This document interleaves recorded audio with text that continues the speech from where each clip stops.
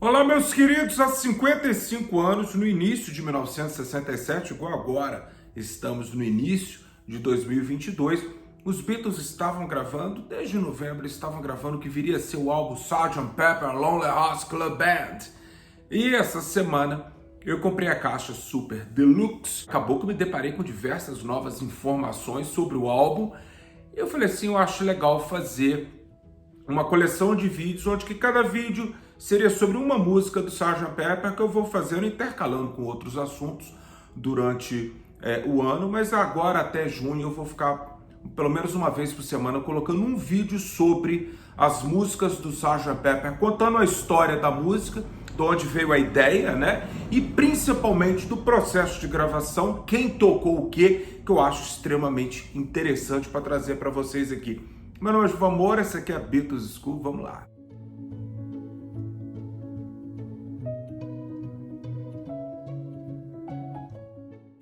Olá, meus queridos, o que foi que aconteceu? O que foi que aconteceu? Que em 2017 eu comprei esse CD aqui, né? Eu já tinha o CD de 2009, né? Que tá aqui atrás, ali, o vermelhinho ali de 2009. Eu tinha também o CD ali de 1987, 88, foi o primeiro CD. E eu tenho diversos discos de vinil do Sgt. Pepper, originais da década de 60, algumas reedições da década de 70 e finalmente a última de 1988. Essa edição aqui era uma edição dupla e ela vem com um CDzinho a mais aqui na ordem com os melhores, vamos dizer assim, os melhores outtakes na sequência que vai de Sgt. Pepper até a Day in the Life, né? Mas eu nunca fiquei muito satisfeito com esse CD porque eu já havia baixado o Sgt. Pepper de luxo, né, cara? Super, aquela caixa imensa e tal. E aí, essa semana para trás aí, eu tive a oportunidade de comprar, foi caro, eu tive a oportunidade de comprar essa caixa aqui. Finalmente eu comprei e vem coisa pra cacete dentro dessa caixa. Lógico que tudo que tinha dentro dessa caixa eu já conhecia. A gente tem o Sgt. Pepper Remix do Giles Martin, você tem também 2 CDs de outtakes. Tem um outro CD que é o Sgt. Pepper em mono, que já havia aqui na caixa mono daqui atrás. Eu já notei muita diferença nele não, né? E também, mas o que veio ali dentro, que realmente me impressionou, foi esse livro aqui, ó. Esse livro que vem na caixa, que é um livro contando, tem como que o Sgt. Pepper chegou aos Estados Unidos, né? Qual foi a reação da galera. Mas tem uma parte aqui que realmente quando eu passei a ler, eu falei assim, não, eu tenho que trazer isso para Beatles School, por quê? Porque a gente viu agora o documentário Get Back, então você sabe exatamente qual Beatle estava tocando o quê. Você vê ali o Billy Preston, você vê o Ringo na bateria, você vê o Paul, você sabe até que instrumento, até que roupa que o Paul estava usando quando os Beatles gravaram a música Get Back ou Don't Let Me Down, por exemplo, né? Então você vê ali as guitarras, aquela coisa toda, e eu sempre tive uma curiosidade muito grande de saber quem tocou o quê. Porque nos booklets, né, na informação que vieram ali no CD de 2009, tem informação, mas não tem lá muita coisa na parte de quem tocou o quê, que instrumento foi usado, né? Por exemplo, no With the Beatles, no Hard Day's Night, no Help, no Rubber Soul, por exemplo. Há discussões até hoje, quando eu vejo aí para baixo, se o Paul tocou baixo em X7 no Revolver ou não. Tem gente que fala que o Paul ficou bravo ali com o George, com o John, foi embora, aí foi o John ou o George que tocou o baixo. Tem gente que fala que é o baixo do Paul mesmo. Então, ou seja, para matar isso tudo, o livro tem uma página inteirinha para cada música, né? E a primeira aqui, lógico, é de Sgt. Pepper. Eu vou pular Strawberry Fields e Penny Lane, e também vou remover Only Another Song, que foi gravado durante as sessões do Sgt. Pepper. Não sei se você sabe disso, foi parar lá no Yellow Submarine depois, né? Mas eu vou falar do Sgt. Pepper até a Day in the Life nesses vídeos, e hoje eu vou falar apenas do Sgt. Pepper. Aqui no livro fala muito brevemente de que o John fala que o Paul veio com a ideia depois que ele voltou de um safari. É a única informação. Depois ele vai falando, né, na época tinha bandas lá com nomes gigantescos, né? E daí o Paul veio com essa coisa de talvez fazer da banda do Sargento Pimenta e seus corações solitários, né, de fazer um alter ego para os Beatles, onde que eles pudessem ali transcender um pouco os quatro, os Beatles, o terninho, aquela coisa toda. Então eles tentaram fazer o seguinte, vamos trazer músicas como se não fosse o John Lennon ou o George Harrison trazendo música, mas como se fosse essa banda do Sgt. Pepper. Lógico que no andar da carruagem ali, isso acabou desandando, e o John mais tarde falaria que as músicas dele não tem nada a ver com Sgt. Pepper e sua banda. Músicas como Lucy in the Sky, Mr. Kite, Good Morning, A Day in the Life. O John sempre falou que essas músicas dele, elas poderiam estar em qualquer outro álbum, não precisava necessariamente estar ali, fazendo parte ali desse, quase um rock ópera do Sgt. Pepper, né, que foi a ideia principal do Paul. Então eu vou tirar o livro aqui para continuarmos com o assunto do nome. Eu peguei também o livro do McCartney, As Letras, né, onde que eu separei aqui uma parte onde o Paul fala na volta a bordo do avião que ele foi à África com o Mal Evans, né? Então ele fala, na volta a bordo do avião, o nosso roadie Mal Evans me pediu, pode me passar o sal e pimenta, que é salt and pepper, né? Eu não escutei direito e perguntei, como é que é, Sgt. Pepper? Esse aqui é a única parte. Depois o Paul, ele fala sobre outras coisas aqui nesse livro. Mas neste livro aqui agora, que é o Many Years From Now, que é um dos melhores livros já escritos. Se você tiver a oportunidade um dia você se deparar com ele, ele foi escrito pelo Barry Miles, da editora DBA, nem sei mais essa editora. Esse livro aqui eu comprei na década de 90, faz muito tempo. Então eu pontuei aqui, eu vou ler exatamente o que o Paul fala nesse livro, que é considerado a biografia dele, né? Ele fala, eu e Mal costumávamos ficar fazendo piadas, e isso levou ao boato de que foi ele quem imaginou o nome Sgt. Pepper, Sargento Pimenta. Mas acho muito mais provável que tenha sido eu quem disse, pense em nomes. O Paul sacaneando o Mal, mesmo depois de morto. Tadinho, deixa o Mal ter o direito de ter inventado o nome Sgt. Pepper, Paul. Estávamos fazendo uma refeição e havia aqueles saquinhos marcados com um S e um P. E o Mal perguntou, o que quer dizer?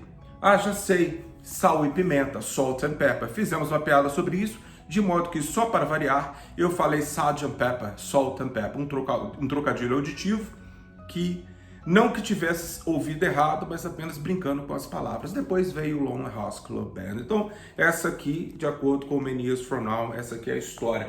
Mas vamos à parte que eu realmente quero muito falar com vocês, que é a parte de gravação da música, como que ela foi gravada, tintim por tintim. Então, meus queridos, nesse livro que vem no box de luxo do Sgt. Pepper, tem uma parte que me chamou a atenção, que realmente me pegou ali, que eles falam o seguinte, na introdução à parte que ia falar das músicas, das partes técnicas das músicas e tal, é falado que as informações nesse livro, elas foram tiradas de horas de audição, dos tapes que foram preservados ali na EMI Studios, que a gente chama hoje de Abbey Road Studios, né? E de muitas anotações. Então ele fala ali, muitas dessas anotações, as informações que traremos aqui agora, vão contradizer outros lançamentos, como a coleção de 2009 e até mesmo o Anthology 2. Eu falei, porra! Aí sim, né, meus queridos? Porque o que a gente quer? A gente que estuda a história dos Beatles ou de qualquer coisa, a gente quer mais informação, mas quer informação real, verdadeira, tirada da fonte. Então isso realmente me impressionou muito, então eu vou trazer para vocês essas informações, talvez para alguns já saibam, mas para alguns pode ser uma novidade. A coisa que mais me impressionou e a coisa que eu tinha mais curiosidade era saber quem tocou o quê, né? É sabido pela galera, principalmente no documentário Making of Sgt. Pepper, que veio também aqui em Blu-ray nessa caixa, o Paul sempre falou que, na época, principalmente na época do Sgt. Pepper, tá, meus queridos? Eu sei que muitos anos mais tarde, membros dos Wings falaram que o Paul costumava gravar o baixo dele depois que a música já estava pronta. Eu não tenho certeza se o Paul já fazia isso na época do Rubber Soul ou do Revolver, né? Porque os Beatles costumavam muito gravar uma basic track e depois colocavam coisa por cima, que são os overdubs, aquela coisa toda. Só que aqui o Paul fez o seguinte, ele fazia as basic tracks com os outros Beatles, mas o baixo dele só era colocado muito tempo depois. Exemplos como With a Little Help from My Friends, Benefit of Mr. Kite, Lucy in the Sky with Diamonds. O Paul gravaria o baixo mais tarde para poder fazer uma linha melódica melhor, mais bem elaborada e tudo mais, para poder ficar o Sgt. Pepper melhor ainda. Então, vocês vão ver aqui que vai ser muito comum, o Paul com o George quanto o John, eles tocavam as guitarras. Então, na música Sgt. Pepper, a basic track foi feita com o Paul na guitarra, o John na guitarra, o George na guitarra e o Ringo na bateria. Então eles fizeram 9 takes, sendo que apenas o take 1 e o take 9 que aparecem aqui nessa coleção do Super Deluxe, só eles são takes completos, né? Os outros eles paravam no meio, aquela coisa toda. Então, o take 1 com o tempo foi descartado, o take 9 foi considerado o melhor, e aí o que eles fizeram? O Paul toca aquela guitarra introdutória que você ouve ali no início da música Sgt. Pepper, né?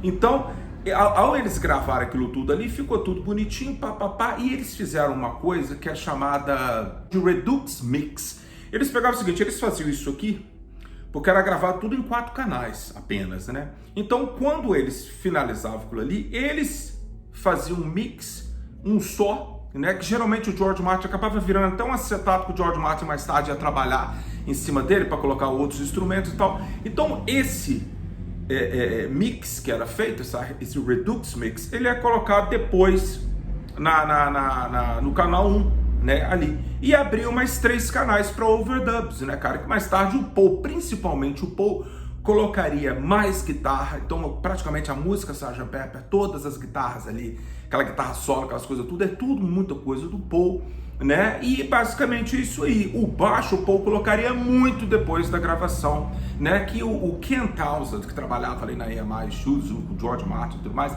ele inventou um negócio chamado Direct Inject. O que ele fazia? O Paul, ele plugou, em vez dele usar a acústica dos estúdios ali da EMI, o Paul plugou o baixo dele direto na mesa de mixagem, que fez um som puro e tudo mais, né, cara? Então o Paul coloca daquele jeito ali, sendo que o microfone estava virado para a caixa de som, e não do amplificador dele, que normalmente os Beatles usavam. Então isso foi muito interessante, foi uma coisa nova, e o Paul fez isso no restante de todo o álbum. Então esse Redux Mix, ele foi chamado de Take 10. Take 10. Então aí, o que sobrou ali? Aí o George Martin pegou, fez um acetato para ele, levou para casa.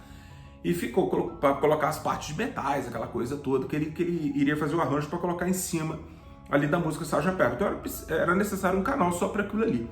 Depois, o Paul, como ele fez o Sgt. Pepper para como se fosse um show, num álbum, seria necessário ali colocar a plateia, né, o som de plateia e tal. Então na EMI Studios, por muitos anos ali, o Ken Townsend, ele ia gravando as coisas, que naquela época, meus queridos, não é igual o celular, que hoje em dia eu posso colocar qualquer sonzinho aqui, não. Eles tinham que ir lá e procurar o som do passarinho, do porco, da galinha, do carro freando, uma buzina, né, de uma plateia e tudo mais, para poder colocar nos arquivos da EMI, caso fosse necessário, para poder fazer os discos, né.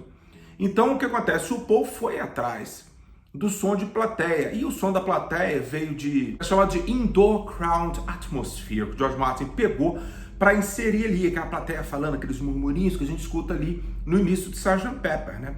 Tem também o lance da risada.